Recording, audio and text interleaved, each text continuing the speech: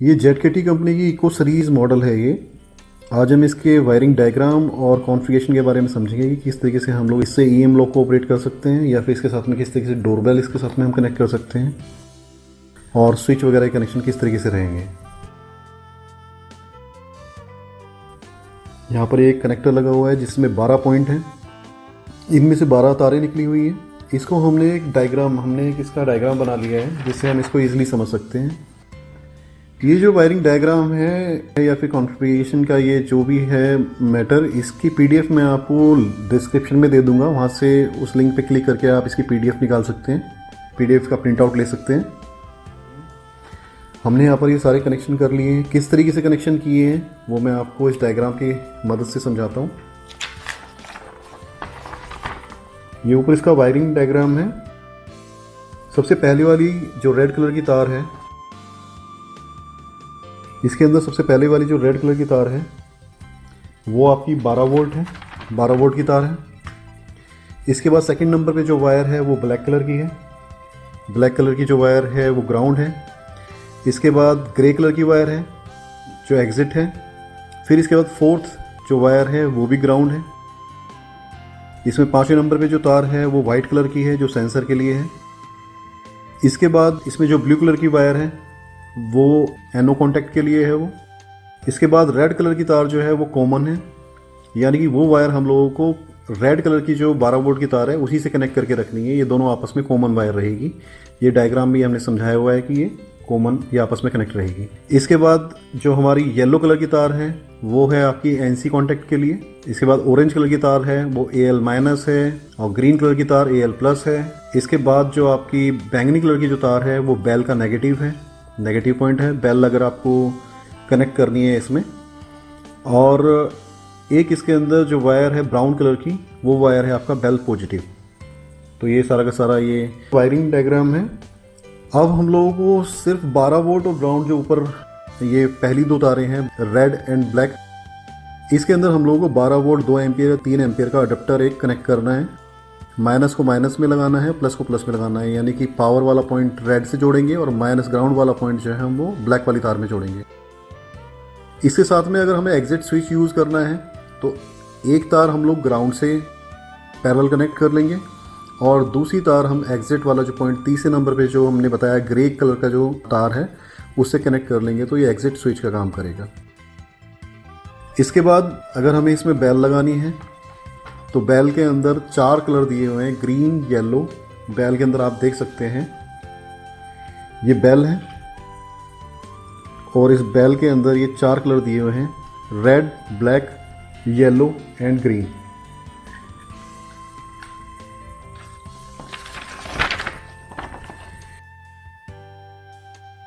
इसमें जो ग्रीन वाला पॉइंट है ये बेल के माइनस में जोड़ना है हमें। इसमें जो येलो वाला तार है वो हम लोगों को बेल के पॉजिटिव में जोड़ना है। इसके अंदर रेड और ब्लैक जो तार है वो रेड को रेड से जोड़ देंगे इधर 12 वोल्ट वाले पॉइंट में, और ब्लैक वाली तार जो है वो ग्राउंड में जुड़ जाएगी। तो इस तरीके से हमारा वायरिंग कंप्लीट हो गया। अब हम इसको ऑपरेट करके देखते हैं, इसकी कॉन्फ़िगरेशन कैसे करते हैं वो देखते हैं। कनेक्शन हम पहले से कर ही चुके हैं। ये एग्जिट स्विच हमने यहाँ पर लगाया हुआ है। ये इस टाइम EM लॉक हमने इससे कनेक्ट कर रखा है। इसके अंदर यहाँ पर लाइट आ रही है, इसका मतलब ये है कि EM लॉक ये इस टाइम क्लोज मोड में है, ये क्लोज है। अगर हम स्विच को प्रेस करते हैं, एग्जिट स्विच को प्रेस करते हैं तो ये लॉक हमारा रिलीज़ हो जाता है, यानी कि गेट खुल गया। इस मशीन के अंदर जो अनलॉक ड्यूरेशन बाय डिफ़ॉल्ट दिया हुआ है वो 6 सेकंड का है।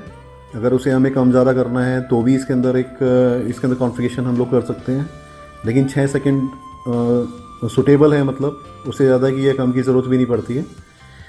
तो हम लोगों ने जैसे ये एग्जिट स्विच दबाया, लॉक रिलीज़ हो गया 6 सेकंड के लिए। 6 सेकंड बाद ये ऑटोमेटिकली क्लोज़ हो जाएगा।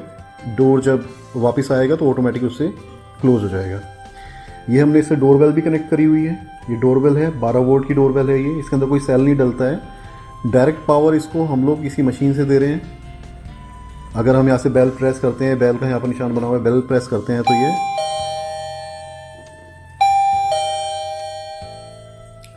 बहुत अच्छा लाउड साउंड है इसके अंदर।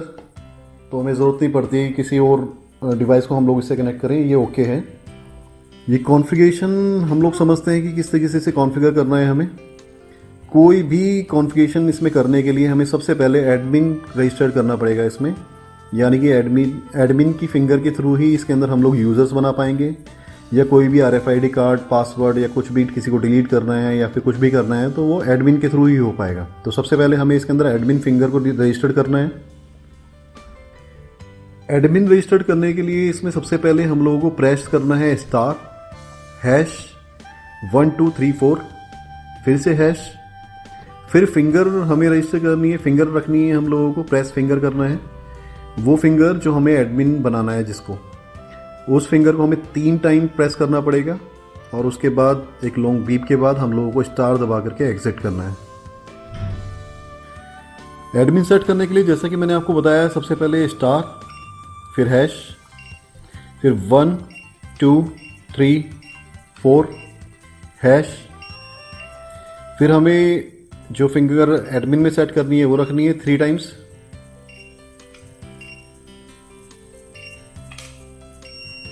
और ये स्टार दबा के एग्जिट।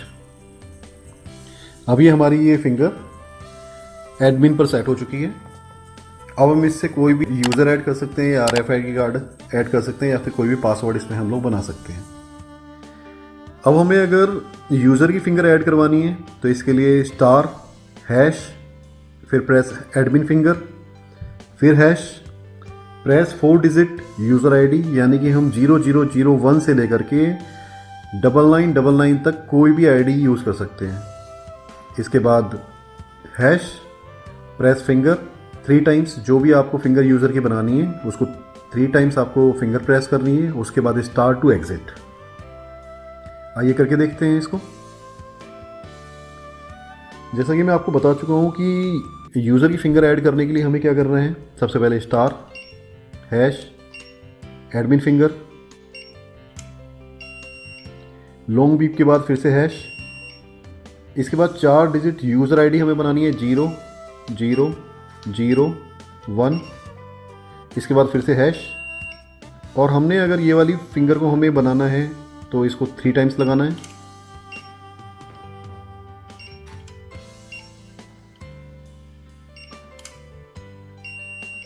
अब ये ऐड हो चुकी है और स्टार दबा करके हम कॉन्फ़िगरेशन से बाहर आ जाएंगे। ये हमारा यूज़र इसमें ऐड हो चुका है। ये हम यूज़र से इसको लॉक को ओपन करके देखते हैं। ये हमारा लॉक है, इसको ओपन करके देखते हैं। ये यूज़र लगाया है हमने इसमें, ये लॉक ओपन हो गया। अब हम इसके अंदर देखेंगे कि हमें RFID कार्ड कैसे ऐड करना है।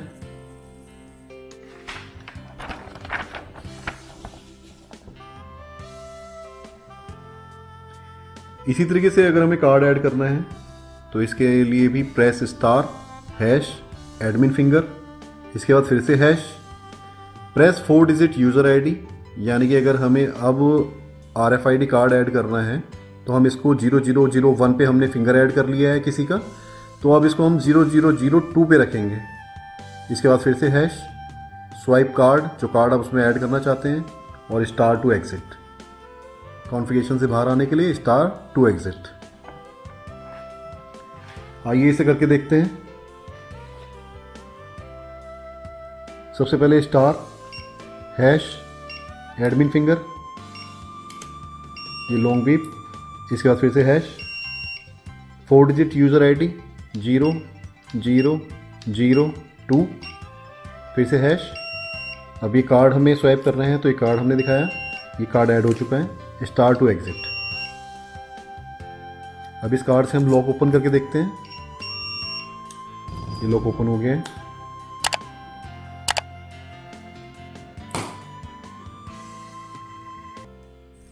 अब इसमें पासवर्ड ऐड करने के लिए हम लोगों को सबसे पहले press star, hash, admin finger, इसके बाद 31 और इसके बाद 4 डिजिट का कोई भी कोड हम लोग इसमें एंट्री कर सकते हैं। इसके बाद फिर से हैश, फिर दोबारा से वही कोड जो आपने पहले 4 डिजिट का डाला था वही दोबारा डालना है, फिर से हैश, और उसके बाद star to exit. Password add करने के लिए जैसा कि मैंने आपको बताया, सबसे पहले स्टार, हैश, एडमिन फिंगर, इसके बाद 31, इसके बाद हमें 4 डिजिट का पासवर्ड डालना है, 2285 हैश, दोबारा से 2285 हैश, स्टार टू एग्ज़िट। अभी हमारा पासवर्ड इसमें एंटर हो चुका है। अब इस पासवर्ड से हम लोग लॉक को अनलॉक करके देखेंगे। 2285 हैश, ये हमारा लॉक अनलॉक हो गया, यानी कि हमारा पासवर्ड इसके अंदर ऐड हो चुका है। इसके बाद एक इसमें है कि अगर कोई यूज़र, मान लो कि ये फिंगर हम लोगों ने यूज़र बनाई थी, और कोई अगर यूज़र जिसको हमने नंबर 0001 आईडी पे उसको हम लोगों ने एंट्री कराया था सिस्टम में, अगर वो काम छोड़ के चला गया है, यानी कि हमें यूज़र 0001 डिलीट करना है, तो उसको कैसे करेंगे? सिंगल यूज़र, खाली सिंगल यूज़र अगर हमें डिलीट करना है तो उसका क्या तरीका है? उसका तरीका ये दे रखा है। सिंगल यूज़र डिलीट करने के लिए press star hash admin finger press 2 और 4 डिजिट यूज़र आईडी, यानी कि जैसे हमने फिंगर के लिए जो सबसे पहली आईडी लगाई है 0001, वो यूज़र आईडी हमें यहाँ पर डालनी है। उसके बाद hash, then press star to exit, यानी कि सिस्टम से बाहर आने के लिए, कॉन्फ़िगरेशन से बाहर आने के लिए स्टार दबा करके हम बाहर आ जाएंगे। ये उसके लिए है पर्टिकुलर, किसी एक यूज़र को हम लोगों को डिलीट करना है सिस्टम में से तो, और अगर हम लोगों को सभी यूज़र्स को इकट्ठा डिलीट करना है, उसके लिए हम लोगों को press star hash admin finger press 9 hash press star to exit.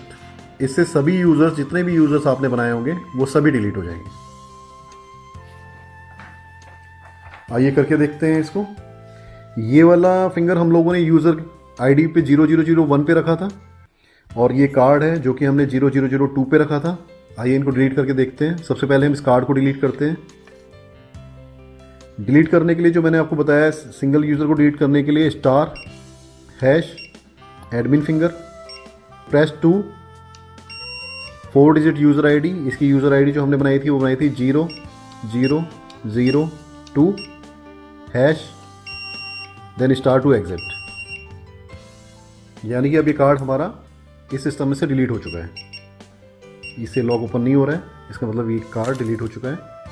अब ये फिंगर भी हमने यूज़र बनाई थी, यूज़र आईडी 0001 पे, हम इसे लगा के देखते हैं। इससे अभी भी लॉक ओपन हो रहा है। हम इसको भी डिलीट करके देखते हैं।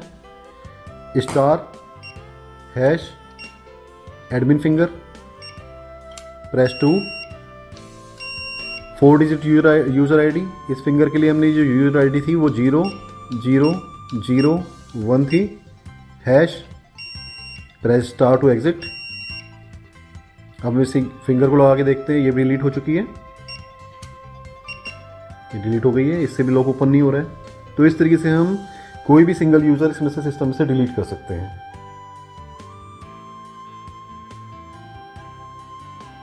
एक चीज़ और इसमें याद रखने वाली ये है कि each user can register 10 finger and 1 card only, यानी कि एक आईडी पर आप, जैसे कि 0001 आईडी है, उस पर आप 10 फिंगर्स, एक ही इंसान की 10 फिंगर्स उसमें ऐड कर सकते हो आप, और एक कार्ड भी उसको आप दे सकते हो। आईडी पर कार्ड ऐड कर रहे हैं तो कार्ड सिर्फ एक ही ऐड होगा, लेकिन फिंगर उसमें आप 10 तक ऐड कर सकते हो। तो ये चीज़ ध्यान रखना है। और जब आप डिलीट करेंगे तो सारी की सारी उस आईडी पर ऐड करी गई, चाहे वो 10 फिंगर हो चाहे 5 फिंगर हो, वो सब डिलीट हो जाएंगी, वो आईडी वहाँ से डिलीट हो जाएगी। इस डिवाइस में अगर हमें एडमिन रीसेट करना है तो उसका एक आसान सा तरीका ये है कि इसके पीछे ये एक पुश स्विच दे रखा है छोटा सा, इसको हमें दबा के रखना है। जब हम इसे दबा के रखेंगे उसके बाद इस डिवाइस की हमें पावर ऑफ कर देनी है। पावर ऑफ करके पावर दोबारा से ऑन करनी है, लेकिन इस बटन को दबाए रखना है। तब भी 5 सेकंड, लगभग 5 सेकंड बाद ये एक बीप देगा, तब हम इसे बटन को छोड़ देंगे, और उसके 30 सेकंड वेट करने के बाद ये एक बीप फिर से देगा। उसके बाद हमें इसे 3 टाइम्स प्रेस करना है, और फिर इसमें एक लॉन्ग बीप आएगी। इसका मतलब ये मशीन रीसेट हो चुकी है। अभी हम इसके एडमिन को रीसेट करके देखते हैं। हम ये मैंने बटन को दबा लिया है यहाँ से, और ये पावर में से हमने इसका तार निकाल दिया है।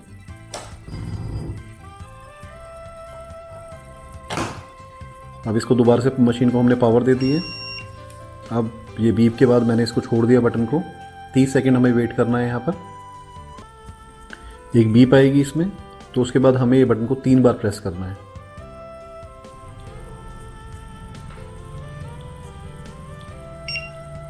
अब हमें इसे 3 बार प्रेस करना है। 1 2 3। ये लॉन्ग बीप हो गई। इसका मतलब ये है कि इसमें एडमिन रीसेट हो चुका है। अब इसमें आप कोई भी नया एडमिन बना सकते हैं। अगर इस मशीन के साथ में एक EM लॉक कनेक्ट है और इसमें कस्टमर चाहता है कि उसको रिमोट ऑपरेशन भी चाहिए, कि रिमोट से भी वो इसको ऑपरेट कर पाए, या फिर वाईफाई के थ्रू, मतलब मोबाइल एप्लीकेशन के थ्रू भी इसको ऑपरेट कर पाए, तो हम लोगों ने ये पावर सप्लाई बनाया है जिसमें कि इस मशीन को अलग से कोई अडेप्टर वगैरह देने की ज़रूरत नहीं है। 12 वोल्ट भी इसी मशीन से हमने इसको, इसी पावर सप्लाई से हमने इस मशीन को दे रखा है। और साथ में हम लोग इसके एग्जिट स्विच वगैरह सभी चीज़ें इससे कनेक्ट हो जाएंगी। तो इस पावर सप्लाई का वायरिंग डायग्राम हम लोगों ने ये बनाया हुआ है। इसका PDF लिंक भी आपको मिल जाएगा नीचे डिस्क्रिप्शन में। इसके अंदर वही है सारे कनेक्शन जो हम लोग अभी EM लॉक के साथ में देख रहे थे कनेक्ट करने के लिए। सारे कनेक्शन वैसे ही रहेंगे, लेकिन इसके अंदर चाहे वो EM लॉक हो, चाहे वो इलेक्ट्रिक डोर लॉक हो, उसके अंदर जो है ये प्लस और माइनस, जो पावर सप्लाई के प्लस और माइनस दिए हुए हैं, उससे लॉक की प्लस की तार प्लस से और माइनस की तार माइनस से कनेक्ट हो जाएगी। और एक माइनस का पॉइंट लेकर के हम लोग इसमें ग्राउंड में जोड़ देंगे। और यहाँ पर जो 12 वोल्ट वाला कनेक्शन है ये 12 वोल्ट में दे देंगे, यानी कि हमारी डिवाइस को भी करंट इसी से मिल जाएगा। अब इसके अंदर एक 12 वोल्ट का कनेक्शन लेकर के हमें इसके एनो कॉन्टैक्ट में देना है। और ये जो एनो कॉन्टैक्ट में हम लोग दे रहे हैं, चाहे हम लोग EM लॉक लगाएं चाहे इलेक्ट्रिक लॉक लगाएं, ये हमारा जो कनेक्शन रहेगा वो एनो से ही हमको जोड़ना है। एक 12 वोल्ट का कनेक्शन लेकर के हम एग्जिट स्विच में दे देंगे। इसके बाद अगला जो स्विच SW का यहाँ पर दिया हुआ है, ये स्विच का कनेक्शन है, और ये इसमें से एक तार लेकर के भी हम लोग एग्जिट स्विच में दे देंगे। यानी कि ये जो एग्जिट स्विच है, इसके दोनों वायर के, मतलब दोनों कनेक्शन यही आपको पावर सप्लाई से मिल जाएंगे। इस एग्जिट स्विच की तार आपको इनमें लगाने की ज़रूरत नहीं है।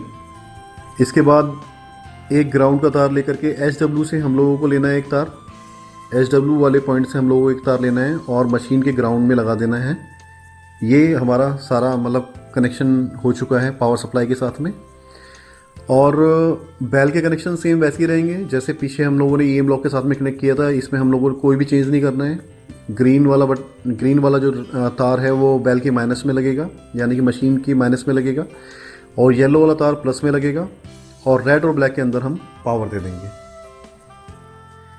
इस पावर सप्लाई के अंदर रिमोट कैसे ऐड करने हैं, या फिर मोबाइल एप्लीकेशन कौन सी काम करेगी, मोबाइल एप्लीकेशन डाउनलोड करने के बाद क्या क्या प्रोसीजर को फॉलो करना है, वो सारी चीज़ें मैं अपनी पिछली वीडियो में बता चुका हूँ, जिसका मैं लिंक आपको दे दूँगा डिस्क्रिप्शन में। तो उसे देख करके आप इसके कनेक्शन भी समझ जाएंगे कि इसको हम लोगों को कैसे कनेक्ट करना है इस मशीन के साथ में।